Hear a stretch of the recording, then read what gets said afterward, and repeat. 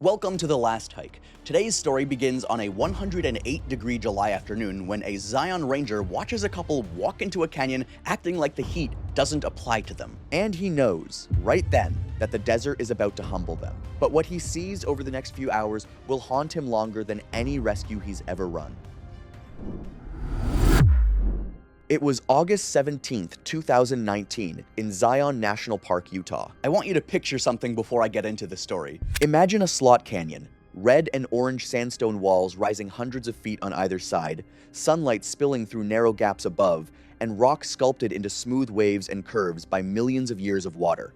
It's one of the most photographed places in the American Southwest, and hundreds of thousands of people visit every year and leave with stories about how beautiful it was. But there's another version of the Narrows that rarely appears in those photographs. The version that exists after months without meaningful rain, when temperatures have stayed above 100 degrees for weeks, and the river has dwindled to stagnant pools baking beneath the canyon walls. That's what Ryan and Lauren Chavez walked into. I want to be clear about something up front. There were no witnesses to most of what happened inside that canyon that day. What I'm going to walk you through is based on the investigation that followed the physical evidence searchers found, the timeline reconstructed from the couple's movements as best as investigators could determine, and accounts from the two people who encountered them during the hike. Where I'm describing what Ryan and Lauren were likely doing or experiencing, I'm going to tell you that's what investigators believe probably happened, based on everything they were able to piece together. I'm not going to pretend anyone was there watching. Nobody was. That's actually a big part of why this ended the way it did.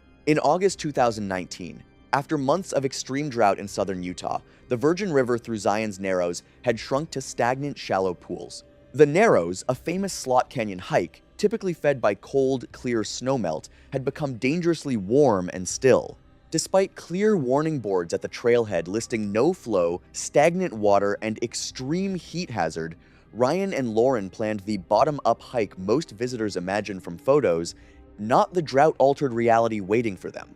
A lot of visitors that summer looked at those boards and made a reasonable decision to skip the Narrows and do something else. But there's also a particular kind of visitor, and I don't say this to be cruel or anything, because I think most of us have been this visitor at one point or another, who reads a warning and decides it probably doesn't apply to them. Who figures the rangers are being overly cautious, or that the conditions won't be as bad as described, or that they're fit enough to handle whatever the trail throws at them. Who, in short, decides that the plan doesn't need to change. Ryan Chavez was 31 years old, an HVAC technician from Phoenix, Arizona. He worked with his hands, stayed in shape, hit the gym regularly. He'd done day hikes around Arizona, and he was the kind of guy, people who knew him said, who pushed through discomfort rather than stopping early. That's an admirable quality in a lot of contexts. In a desert canyon in August, it becomes something more complicated. His wife, Lauren Cuomo Chavez, was 29, an elementary school teacher. She was active.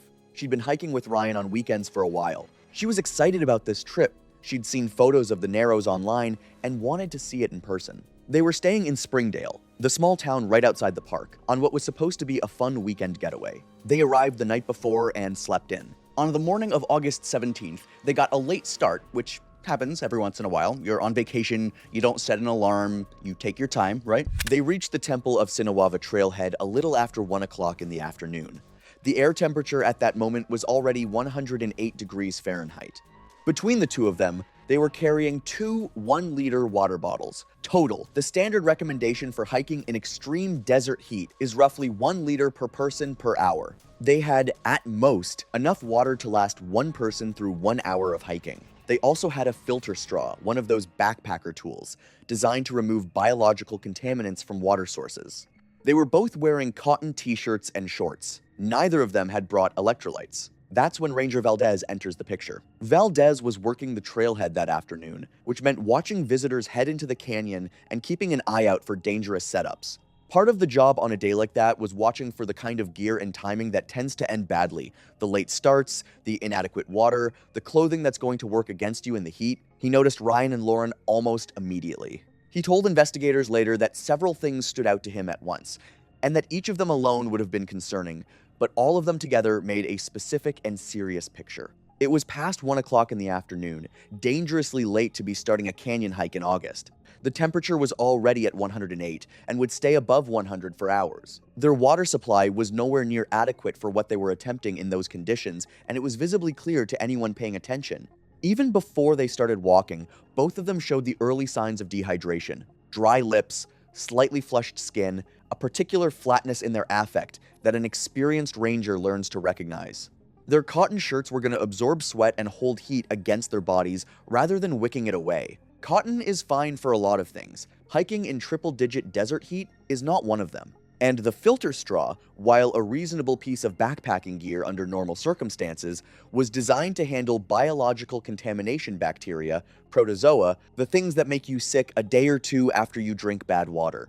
It was not designed to address the temperature of water that had been sitting in a desert canyon in August, or its chemistry after months of stagnation. Valdez walked over to them and explained the situation in terms he said he tried to make as clear as possible without being condescending. He told them the pools inside the canyon were not cool. He told them there was almost no flowing water on the route. He told them that the sandstone walls, which absorb solar radiation all day long and then radiate that stored heat back outward hours after direct sunlight has passed, could push the experienced temperature inside the canyon significantly above the already brutal air temperature outside it. He told them that other hikers had already turned around that day because of conditions, not because they were weak, but because the conditions were genuinely dangerous. Ryan laughed. A short, good-natured laugh, not mean or dismissive, but the kind of laugh that means, I hear you, and I'm gonna do it anyway. He told Valdez they were only planning to go a few miles. Valdez had heard that before. He hears it constantly from visitors who underestimate the math of desert hiking, the way distance multiplies when your body is fighting heat, the way a few miles in normal conditions becomes something entirely different when the temperature is 108 and your water is already gone. He couldn't legally stop them from going. The trail was open, the decision was theirs, and his role had limits. He took note of their descriptions and their approximate start time, mentally flagging them for later. And he watched them walk toward the trailhead. He said later that he didn't feel good about it at all, that he went back to his duties and kept thinking about the two of them and kept checking the time. What investigators believe happened next is based on the physical evidence and the timeline, and I'll walk through it the way they reconstructed it. By 2 o'clock in the afternoon, Ryan and Lauren were inside the canyon. The initial experience of the Narrows, even in drought conditions, is stunning. The walls are extraordinary towering sandstone in shades of rust and cream and deep red, sculpted by millions of years of water into shapes that don't look real, like something from a science fiction film set. The narrow band of blue sky visible far above. The way sound changes inside the canyon, muffled and close. It's the kind of place that commands your attention completely, and investigators believe that for the first stretch of the hike, the scenery probably did exactly that. It kept them focused on what they were seeing and experiencing, rather than on how their bodies were responding to the heat. That's actually one of the subtle dangers of a place like the Narrows. The environment is so visually compelling that it competes with your body's warning signals for your attention. You're taking photos. You're pointing things out to each other. You're moving through a space that feels almost unreal in its beauty,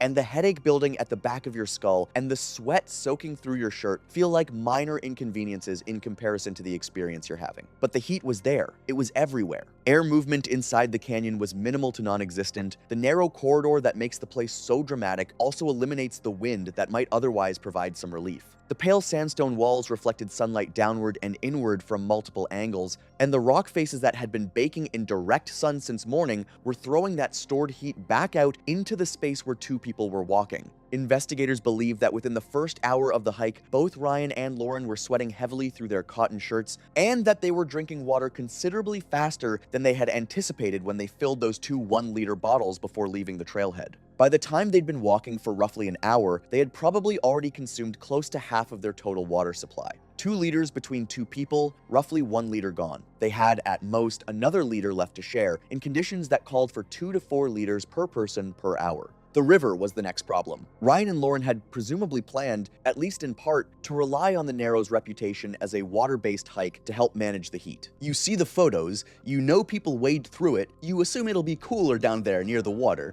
Under normal conditions, that assumption isn't entirely wrong. Flowing water can provide meaningful evaporative cooling, and shaded canyon sections combined with cold, fast-moving water can genuinely drop the perceived temperature by 10 or 15 degrees. There are sections of the Narrows where in a normal water year, you're wading through water that's cold enough to take your breath away, and the combination of shade and cold water makes you pull your jacket out of your pack. What they found instead, based on what they told the 2 people they encountered on the trail, was muddy pools, algae-covered rocks. Standing water that, when Lauren stepped into it, felt warm to the touch. Not slightly cool, warm. The drought had turned what was supposed to be a flowing river into a series of isolated, sun-warmed puddles separated by stretches of rock that they had to walk across in the full heat, and any cooling effect those pools might have provided was negligible at best. Stepping into a shallow, warm pool and then stepping back out doesn't do anything meaningful for your core temperature. It barely registers. Investigators believe this was a pivotal moment, the moment the hike shifted from uncomfortable to genuinely dangerous when the couple realized that the thing they'd been counting on to mitigate the heat simply wasn't there. The plan had assumed a resource that didn't exist in the form they needed it, and at that point they were already inside the canyon, already partially dehydrated, and already past the easy decision to turn around.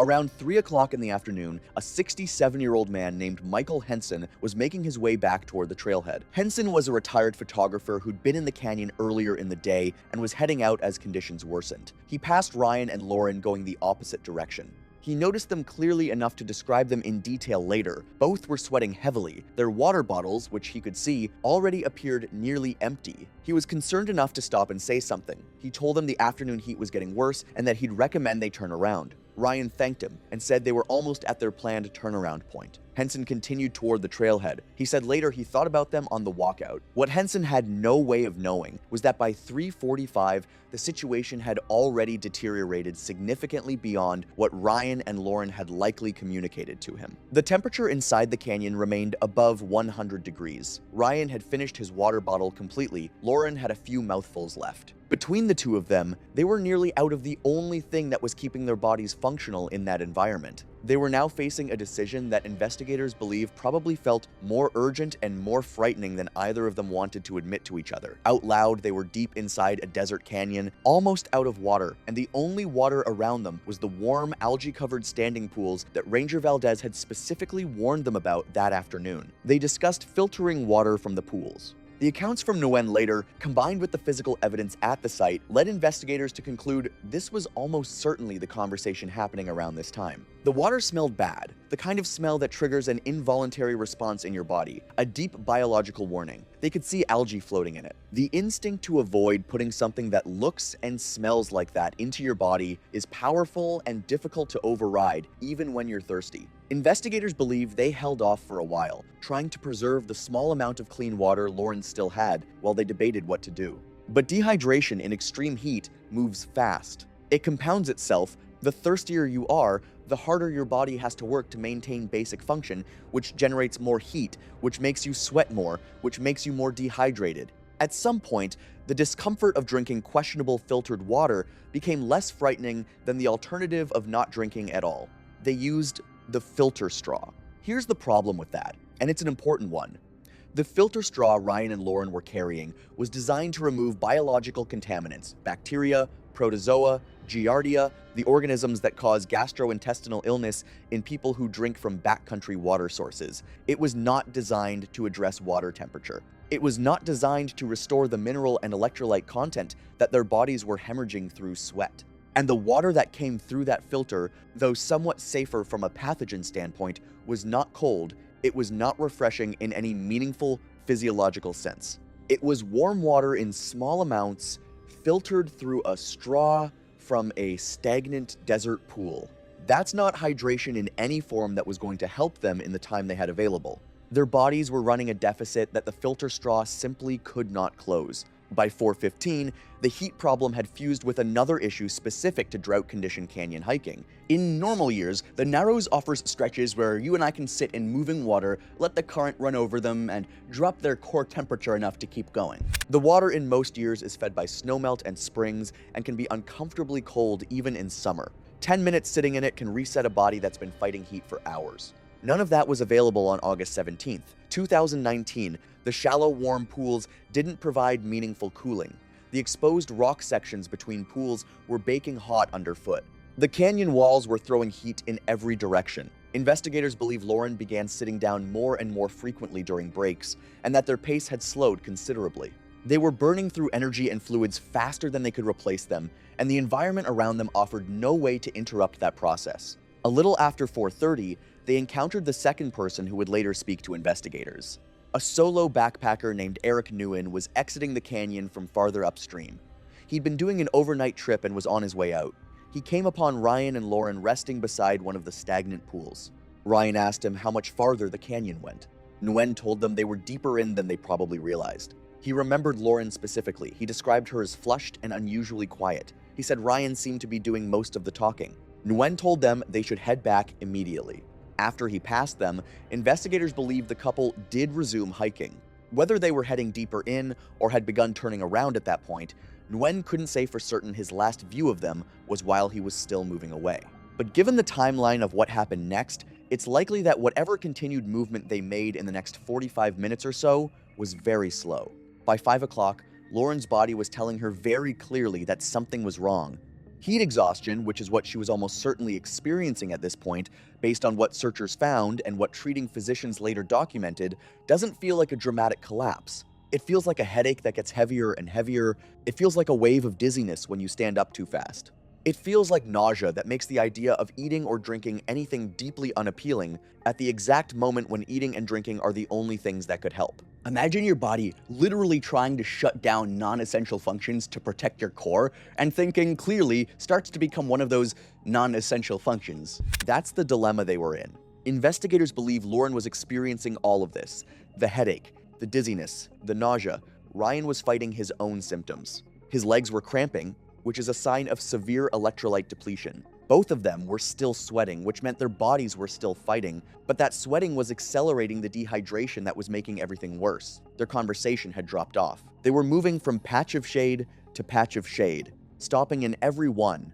At some point, around 5:30, they turned around. I want to pause here and talk about what that realization feels like, because I think it's important for understanding what the next few hours were like for them. When you're hiking into a canyon and you turn around, there's a moment where it hits you that every mile you walked in is a mile you owe yourself on the way back out. If you walked 2 miles in, you walk 2 miles back.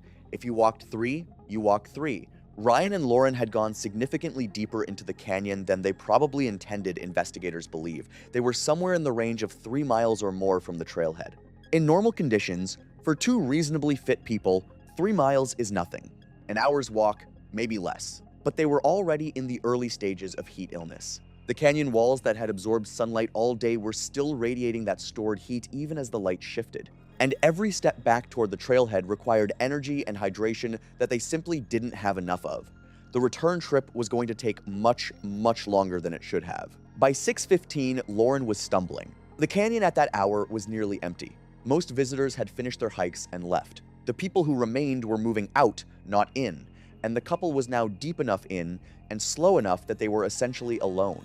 Investigators believe Ryan was carrying parts of Lauren's gear by this point, trying to reduce the load on her while managing his own deteriorating condition. She needed to stop repeatedly. During one of those stops, she sat down for nearly 20 minutes. Getting up and moving again after stopping when your body is fighting heat, illness is physically and mentally brutal. Every rest stop digs you a little deeper into the hole because you're losing time and your core temperature is not actually recovering the way you think it might be. Their phones were useless. When they tried to use them at around 6:45, there was no service inside the canyon, which is typical for slot canyon terrain. The batteries were also low from taking photos during the earlier, better part of the hike. Neither phone could reach anyone. They were on their own. By 7:15, Lauren's symptoms had crossed a threshold. The line between heat exhaustion and heat stroke is not a dramatic line in the moment. It can be subtle, especially if you're the person experiencing it or the person watching someone you love experience it. From the outside, someone in the early stages of heat stroke can look like someone who is just very, very tired and very, very hot. They're slower, they're confused, they're not tracking conversations the way they normally would. It can be easy to attribute those things to exhaustion rather than to a medical emergency that is actively progressing. But physiologically, what's happening is severe. When your body's core temperature climbs above approximately 104 degrees Fahrenheit, the cooling system begins to fail. Sweating alone can no longer keep up. Blood that should be circulating to organs gets redirected as the body tries to manage its temperature. The brain is particularly vulnerable. It's heat sensitive in ways that other organs aren't, which is why confusion and cognitive impairment are among the earliest signs that heat exhaustion has become heat stroke. Your brain literally starts working less well because it's too hot. Investigators believe Lauren was at or approaching that threshold by 7:15. She was confused, struggling to answer Ryan's questions clearly and promptly. She was having trouble keeping her balance without holding onto the canyon wall or Ryan's arm. Ryan, exhausted himself and struggling to stay upright, was trying to help her move forward while also managing his own failing body. He was still sweating, which meant his body's cooling system hadn't completely failed yet, but he was severely dehydrated and his legs were no longer cooperating the way he needed them to. Their pace had slowed to almost nothing, not miles per hour fractions of a normal walking speed. Whatever distance they had left to cover, it was going to take far longer than they had. Around 7:45, Lauren couldn't go any further. Investigators believe she sat down against a sandstone wall near one of the shallow pools. Ryan stayed with her. He tried to encourage her to stand, to keep moving, to get up repeatedly, based on the physical evidence at the scene. At some point, he sat down as well. Back at the trailhead, Ranger Valdez was watching the trailhead exit area. By 8:30 in the evening, Ryan and Lauren had not come out. Valdez had made a mental note of them hours earlier, their late start, their inadequate water, the way they'd ignored his warning. When he realized they still hadn't returned, he notified search personnel immediately. He remembered their faces and their clothing, which helped searchers know who they were looking for. Teams were organized and entered the canyon before full darkness. The search lasted less than 2 hours. At approximately 10:20 in the evening, searchers found Ryan and Lauren near that sandstone wall. Lauren was unresponsive, suffering from what medical personnel described as severe heat illness. Ryan was conscious, but unable to stand without assistance. Both were evacuated from the canyon. Lauren was transported to a regional hospital in critical condition. Ryan was treated for severe dehydration and heat exhaustion. Hospital records documented dangerously elevated core body temperatures in both patients. They both died. I've covered a few cases on this show, and something I keep coming back to over and over again is how rarely these tragedies are the result of one single catastrophic decision. Usually it's a chain, a series of small, individually understandable choices that combine into something fatal. Ryan and Lauren made several of those choices, starting after 1 o'clock in the afternoon, bringing 2 liters of water between them, wearing cotton in triple-digit heat, going deeper than they planned despite warning signs their bodies were already giving them. Any one of those decisions alone might not have mattered. All of them together, in a canyon that was already as dangerous as it gets, left them no margin for error and no way out. But the decision I keep thinking about is the one that they made at the trailhead after Ranger Valdez explained exactly what was waiting for them. He didn't give them vague cautions. He was specific and direct. The pools aren't cold, the walls radiate heat, hikers turned around today, and Ryan laughed and said they were going a few miles. I don't think he was reckless by nature. I think he was confident in a way that felt completely reasonable to him based on everything he knew about himself. He was fit. He pushed through discomfort. He'd done hikes before. What he didn't account for was that the desert doesn't negotiate with fitness or willpower. It operates on physics and physiology, and on August 17th, 2019, the math was never going to work in their favor, no matter how tough either of them was. Ranger Valdez watched them walk into the canyon knowing what he knew, and there was nothing he could legally do to stop them. He said later that watching them go was one of the worst feelings he'd had in years on that job. He was right about everything, and being right about everything didn't save anyone.